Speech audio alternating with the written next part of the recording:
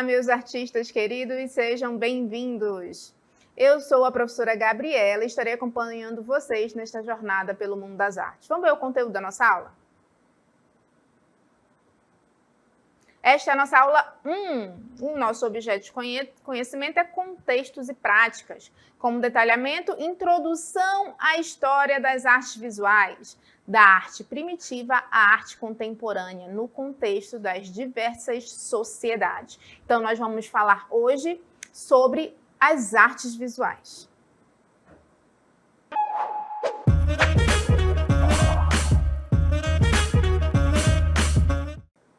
Então, para a gente começar a nossa aula, estamos aqui numa caverna. Meu Deus do céu, o que a professora Gabriela está se socando numa caverna? Me explica. Porque a gente, para começar a falar de arte, viajar um pouco na arte, a gente precisa voltar um pouco no tempo, né? Saber como tudo isso começou. E aí? Então, a gente sabe que lá na pré-história, o homem vivia dentro de cavernas, né? Ele se abrigava dentro dessas cavernas. E ele começou a ter as suas produções artísticas registradas, na parede dessas cavernas. Então, a gente está falando de artes visuais. Tá, professora, mas o que são artes visuais? Então, vamos lá. A gente pode definir artes visuais, seria um substantivo feminino plural, como artes em que a apreciação acontece por meio da visão. Aí a gente faz uma referência à questão dos visuais e à visão, ou seja, a gente aprecia as artes visuais através da nossa visão. E foi o que a gente consegue perceber lá nas cavernas, onde a gente começou a nossa aula, né? Para entender como é que começou essa produção visual, né? Como o homem começou essa produção visual de artes, falando especificamente de artes. Então, ele fazia o registro aqui nas paredes das cavernas. Mas o que é essa arte? Vamos conhecer um pouco do que é essa arte rupestre. A arte rupestre é compreendida como um amplo conjunto de desenhos, pinturas e inscrições realizadas pelo homem pré-histórico. Quais eram os materiais que eram utilizados? Sangue, argila, excrementos humanos, látex de plantas, gordura, claras de ovos de animais. Então, eles utilizavam esses elementos para criar-se um pigmento para fazer essas pinturas, né, na parede das cavernas, que é conhecido como arte rupestre. E como é que era obtida a cor? A cor era obtida misturando-se o pó de rochas, com destaque para o óxido de ferro, que tem uma coloração vermelho-alaranjada. Então, eles conseguiam, através do pó dessas rochas, eles misturavam, seja com a clara de ovo, sangue dos animais, eles conseguiam obter a cor para fazer essa pintura rupestre. Reforçando que o homem pré-histórico, essa época pré-história é conhecida também como era ágrafa, porque a gente não tem registros escritos desse momento, né? A gente tem registros visuais. Então, eles faziam essas pinturas, esses registros nas paredes das cavernas. Eles faziam registros de cenas, de situações que tinham acontecido e muitos historiadores acreditam também que eles tinham como um caráter místico. Eles registravam ali coisas que eles desejavam que acontecesse. Vamos ver agora uma partezinha, essa daqui seria a Caverna de Altamira, que tem registros de pinturas rupestres, e aqui a gente vai ver mais especificamente, olha só, a pintura rupestre que está sendo representada ali em cima. A gente tem a imagem do candeeiro, que tem até a representação de uma criança que está iluminando, né? A tinta, o pincel, a forma como eles faziam a pintura naquela época, olha só. E a gente tem a representação até dos animais, justamente porque o registro desses animais, do bisão, ele é muito forte nesse momento da pré-história, certo? Então, a gente vê aí que a pré-história, ela tem o seu caráter ritualístico, o seu caráter de registro também, né? E ela traz para a gente uma arte que ela não começou como obra de arte. O homem pré-histórico, ele não estava ali produzindo com a sua intenção de fazer arte. Não estou produzindo aqui uma obra de arte. Não, ela tinha uma funcionalidade, né, dentro daquele momento histórico. E no decorrer da história da humanidade, esse fazer artístico ele também vai se modificando. A gente pode falar, por exemplo, da arte egípcia. A arte egípcia ela já tem uma característica diferente na pré-história. A arte egípcia ela tem um caráter ali de representação, digamos assim, de uma figura, de um elemento muito importante dentro da sociedade egípcia, que é o faraó. Mas a gente tem outras características, né, da arte egípcia. Por exemplo, além do seu caráter religioso e ritualístico, as pinturas egípcias seguiram um padrão por milênios. Qual era esse padrão? A ausência de 3 dimensões, ausência de sombra, utilização de cores convencionais e ausência de indicação do relevo. Como a gente não tinha as 3 dimensões, que é altura, largura e profundidade, então não tinha como trazer essa sensação de relevo. As obras, as pinturas eram planas, com cores convencionais, um vermelho, um branco, um amarelo. Não existia ali, né, uma mistura de pigmentos e a ausência da sombra. Mas tinha um elemento muito importante que direcionava a pintura egípcia, que se chamava Lei da Frontalidade. O que é essa Lei da Frontalidade? O tronco das pessoas devia ser representado de frente, enquanto a cabeça, pernas e pés exibidos de perfil. Os olhos também são retratados de frente. E a gente trouxe aqui para a nossa sala uma representação de como seria essa lei da frontalidade. Eu costumo falar que ela é até um pouco anti-anatômica. Olá, seja bem-vindo. Eu acho que ela é anti-anatômica porque, olha só, o tronco, vocês estão vendo que o tronco está representado de frente, só que as pernas, elas estão de perfil.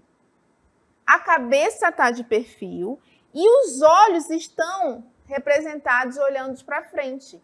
Então, era uma lei, gente, era obrigatória a pintura egípcia ser representada nesses moldes da lei da frontalidade. Tronco de frente, membros, pés de perfil, a cabeça de perfil e os olhos virados para frente. Então, toda a pintura egípcia a gente vai encontrar essa representação da lei da frontalidade. Vamos ver aqui uma imagem de uma pintura egípcia e vai trazer, ilustrar para a gente, olha só, a representação dessa lei da frontalidade, certo? Estão com um tronco de frente, mas os membros, a cabeça de perfil. Justamente porque era uma lei, era obrigatória que a pintura egípcia fosse representada dessa forma. Vamos ver mais uma imagem de uma pintura egípcia.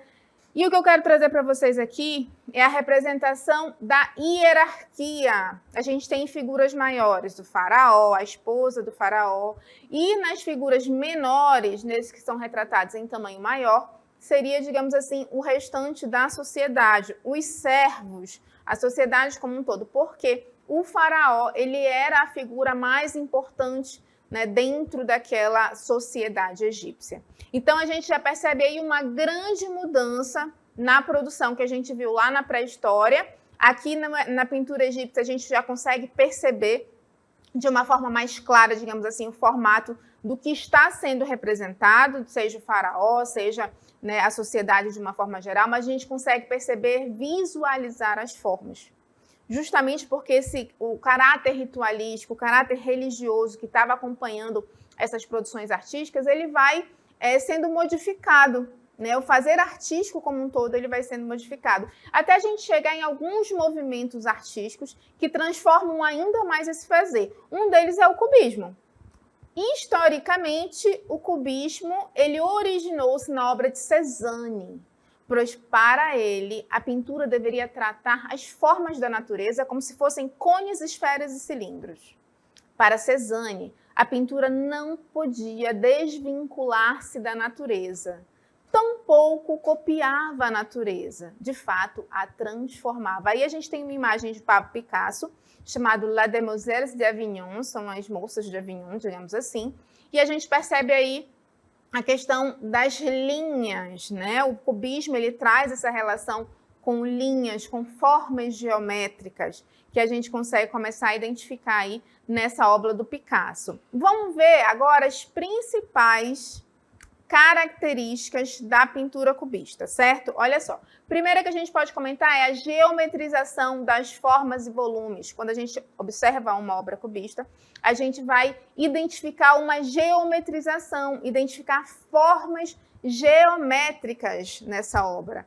Eles faziam essa decomposição em formas geométricas e isso trazia mais volume também para as obras. Outra característica é a renúncia à perspectiva, composição em duas dimensões. Quando a gente fala da perspectiva, né, quando a gente observa uma obra de arte, a gente vê quase 3 dimensões nessa obra. O artista ele consegue, na sua obra de arte, projetar essa terceira dimensão, mas as obras cubistas não têm, né, essa preocupação com a perspectiva, eles renunciam a isso e acaba sendo sempre, na maioria das vezes, né, uma composição em 2 dimensões, que seria a altura e largura, não teria a profundidade. Outra característica é o claro e o escuro perde sua função. A gente está vendo de vários movimentos artísticos e antes do cubismo existia uma preocupação ali com a utilização do claro e do escuro na obra de arte. Isso vai perdendo a sua função. Outra característica é a representação do volume colorido sobre superfícies planas. A partir do momento que ele utiliza essa geometrização das formas, essas formas começam a ganhar um volume. Outra característica é a preferência pelas linhas cortadas, cruzadas. A gente vai ver muitas linhas aparecendo nas obras cubistas. Sensação de pintura escultórica. A forma como a geometria ela é utilizada, ela acaba muitas vezes trazendo também a sensação de uma escultura na pintura.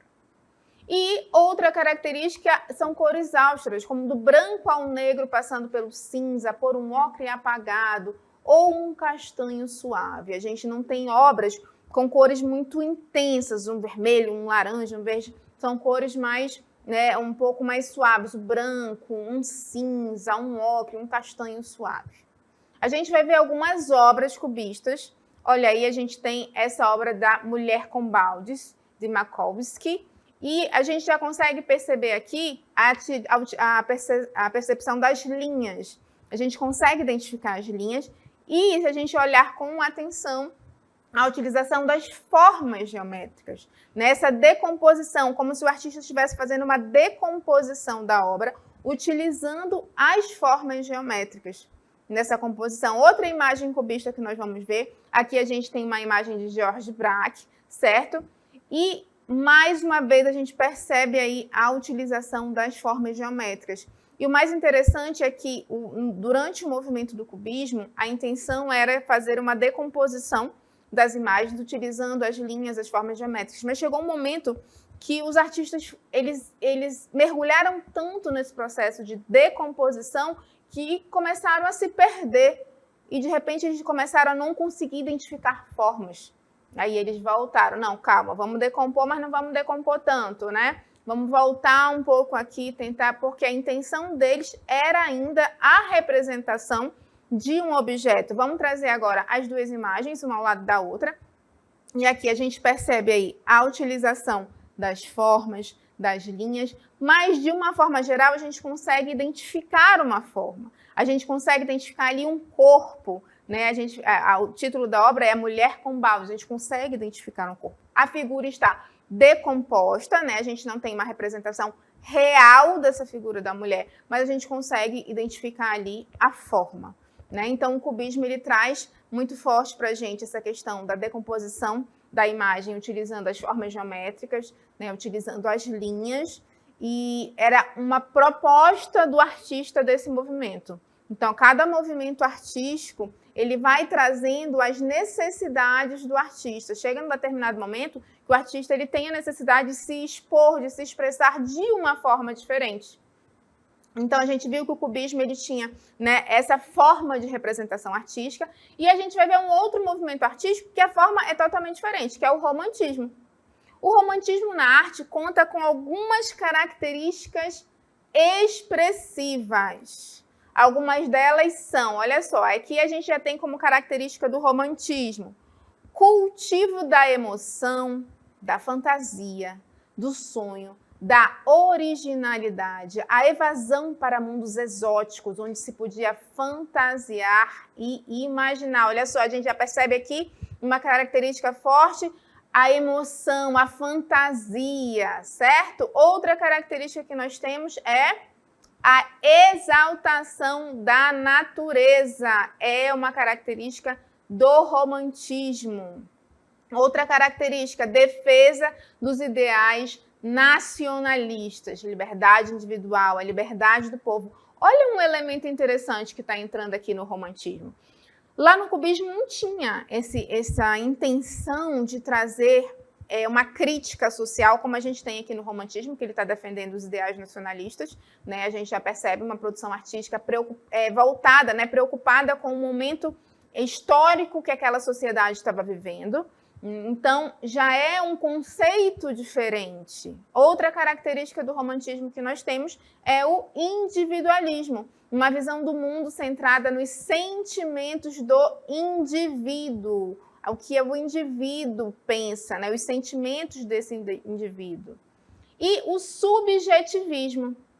O artista idealiza temas, exagerando em algumas de suas características. Por exemplo, a mulher é vista como uma virgem frágil. A noção de pátria também é idealizada. Então, a gente já tem um movimento artístico que tem características bem diferentes do movimento cubista, como nós vimos ainda há pouco, por exemplo. E agora nós vamos ver uma imagem muito importante, uma imagem de referência no romantismo, que é uma imagem de Eugène Delacroix, e o nome dela é A Liberdade a Guiar o Povo, a liberdade guiando o povo, né? Isso muda de acordo com a tradução. Porque aí vocês olham aqui e falam, ué, mas tem uma mulher segurando uma bandeira, e várias pessoas ali num cenário de guerra, né? Justamente porque o Delacroix ele faz a personalização da liberdade em uma mulher. Ela está segurando a bandeira da França, então é como se ela fosse a liberdade e ela estava guiando ali o povo para essa liberdade. Forte crítica social, forte relação com o momento histórico que a sociedade francesa, pelo menos em relação a essa obra, estava passando. Então, no cubismo a gente não via isso.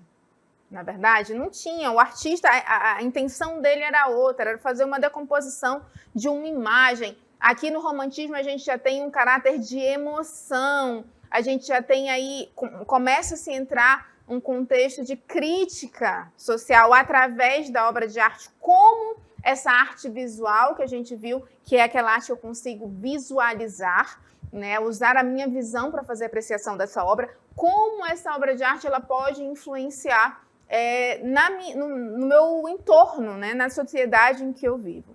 Então, mais um movimento artístico, ele tem características muito específicas, porque ele vai evoluindo, ele vai crescendo de acordo com a necessidade da sociedade, de uma forma geral, e dos artistas em si. Aí a gente vem para mais um movimento artístico, que agora é o realismo. Vamos se atentar para o nome do movimento, realismo. Aí no realismo, o que a gente tem? A gente vai ter a objetividade, certo? O realismo ele já deixa um pouco de lado essas emoções, essa idealização que a gente viu no romantismo, ele passa a ser objetivo. O realismo ele tem uma rejeição a temas metafísicos, como mitologia e religiosidade. Olha só a questão da religiosidade também ficando um pouco mais, né, de fora desse contexto de produção artística.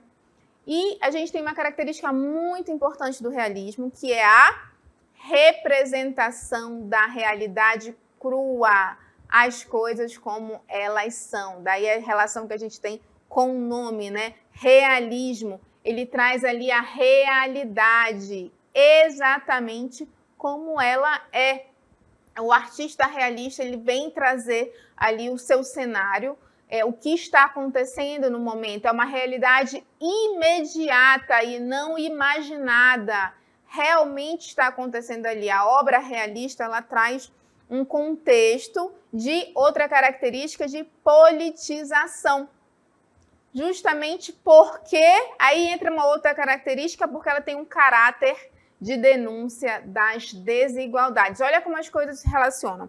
A obra realista, ela traz A politização, ela já traz o contexto político para dentro da arte, porque ela tem ali uma denúncia das desigualdades. Porque ela está retratando uma realidade imediata, ela não está imaginando, ela está retratando exatamente o que está acontecendo naquele momento histórico. Como ela está fazendo essa retratação imediata do que realmente está acontecendo, entra aí a denúncia das desigualdades, porque o momento do realismo é esse. Aqui a gente traz uma obra realista, né, que são as Respingadeiras, e são mulheres que estão trabalhando numa plantação, digamos assim, né? Isso não é idealização, gente, isso realmente aconteceu. Então, o artista realista, ele traz para a sua obra de arte, né, cenas reais e trazendo também uma crítica social, porque nesse momento o trabalho, né, a força, a mão de obra, ela era assim, manual, e ele estava fazendo a representação dessa mão de obra, desses homens trabalhando. Então a gente viu uma obra de arte que ela passa por um caráter religioso, um caráter de idealização, um caráter, né, de emoções, um caráter real. Mais uma vez, o homem ele vai tendo necessidades diferentes e ele vai se expressando de formas diferentes, certo? E aí a gente chega no mundo contemporâneo. Quando eu estou falando do contemporâneo, eu estou falando daquilo que está acontecendo agora, né? E a gente vai ver um elemento que é muito contemporâneo, que é o grafite, certo? O grafite, ele é um elemento da nossa arte contemporânea, e a gente trouxe aqui para a nossa sala algumas representações do grafite, olha só, de arte contemporânea, aquilo que está acontecendo. E o grafite, ele é uma representação do que nós vivemos hoje em dia, né? Existem muitos grafiteiros que são reconhecidos mundialmente pela sua arte, né? Lembrando que o grafite, ele tem uma técnica. Olha só, o homem ele foi tendo necessidades diferentes de estar se expressando artisticamente. Então, ele vai mudando o seu fazer. E esse fazer vai, né, refletindo na sua produção artística. Vamos ver o que é o contemporâneo. É um adjetivo substantivo masculino. Do latim, vocabulário contemporâneo corresponde à união dos termos conjunto e tempus, tempo. Ou seja, significa que ou quem do mesmo tempo ou época. Utilizamos essa palavra como adjetivo para indicar o tempo presente, atual, ou seja, o contemporâneo, aquilo que está acontecendo agora, no tempo presente. E um dos movimentos artísticos contemporâneos, nós vimos aí, né, o grafite com as suas produções muito contemporâneas, utilizando cores muito vivas. E a gente tem uma que é o hiperrealismo. É o nome dado ao movimento artístico que tem como objetivo criar pinturas e esculturas com efeitos muito semelhantes ao que pode ser visto nas fotografias em alta resolução. Olha só, chegou aí um fazer artístico, um movimento, que é o hiperrealismo, que ele quer criar pinturas e esculturas muito semelhantes ao que pode ser visto nas fotografias em alta resolução, ou seja, o hiperrealismo, olha o nome aí, hiperrealismo, é muito realista. Ele quer se aproximar cada vez mais da realidade, aquilo que a gente vê nas fotografias em alta resolução. Então, nesse momento, o artista ele começa a se desafiar. Por quê? Ele quer saber até onde ele consegue atingir a realidade. E um exemplo de uma obra hiperrealista que nós trouxemos aqui para a nossa sala, vamos ver. Olha só esse bebezão. E aí?